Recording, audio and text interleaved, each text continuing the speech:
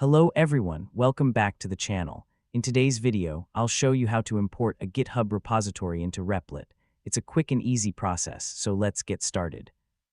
First, I open Replit and sign in to my account. From the home page, I click Import Code or Design. Now I choose the option to import a GitHub repository. Next, I copy the GitHub repository link and paste it into the repository URL field. After that, I click the Import button. Replit automatically downloads the repository and creates a new project.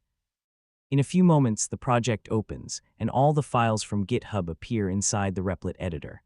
If the project is ready to run, I simply click the Run button to test it. This is a very useful feature because you can continue working on GitHub projects directly inside Replit without downloading them manually.